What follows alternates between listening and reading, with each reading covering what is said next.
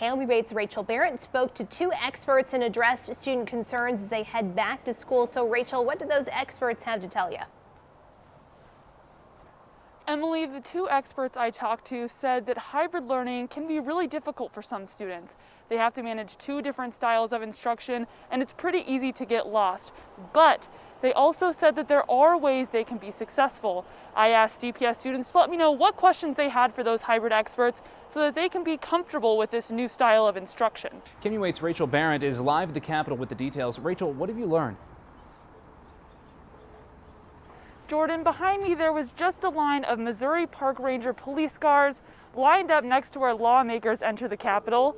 Today I spoke with a representative from the Missouri Department of Public Safety who told me they were here today assisting Capitol Police. In Jefferson City today, the House Committee on Children and Families met to discuss a bill that would allow oversight for unlicensed youth residential programs that have previously operated unchecked. KOMU8's Rachel Barrett is in the newsroom with details. I was at that hearing and heard emotional testimony from abuse survivors. Everyone was crying in the hearing room, including lawmakers, and those survivors say the same abuse that they experienced years ago is still happening today, all because of a legal loophole. Say failures in Missouri's welfare system led to the abuse of Missouri's most vulnerable children. KOMU8's Rachel Barrett investigated a breakdown in systems that allowed faith-based youth homes to continue patterns of abuse.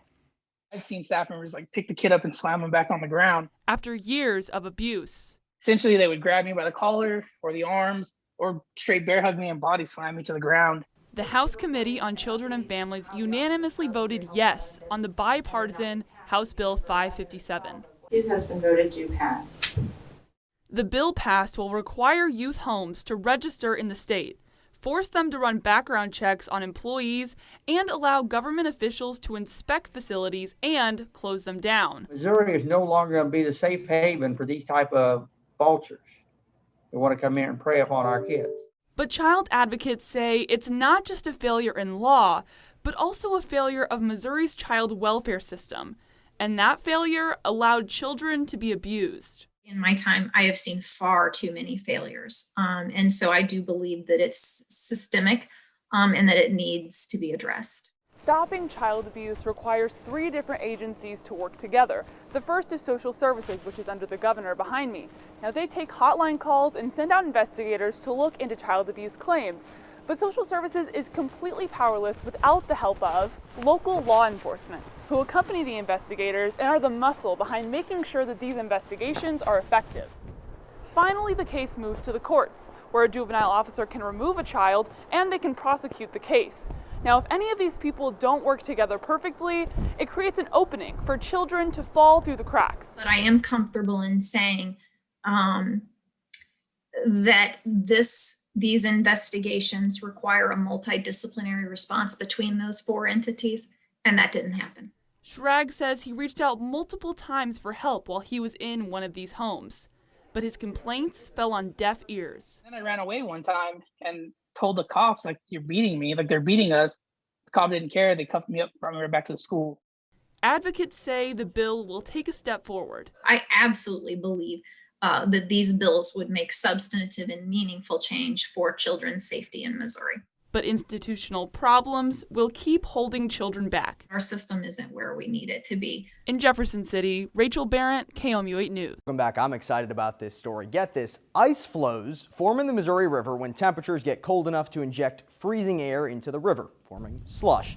That slush forms together with the help of the moving current to create these pancake-like pieces you see here in the Missouri River. Now, KOMU8's Rachel Barrett shows us why for some people these ice formations are worth braving the cold. It's cold out there. The Missourians are about tired of it. And most people are running inside.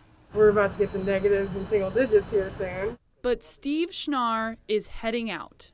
Where is everybody? This is awesome. Taking in the sights and sounds of ice flows, a visual treat created by the Missouri River and delivered to the banks of mid-Missouri. It's just that sound and all the visual painting that the river's doing as the ice is forming and moving. But it's not just the sights that pull him in. all of this amazing ice. And when you stop and listen, you can hear all of that moving water and moving ice. It's really entrancing. And he wants you to see the flows for yourself, too.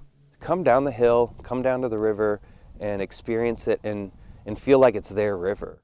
A gift from nature All the wild nature and power that's here. that flows right through the state. It feels like the wilderness, and you're right there with a great river view.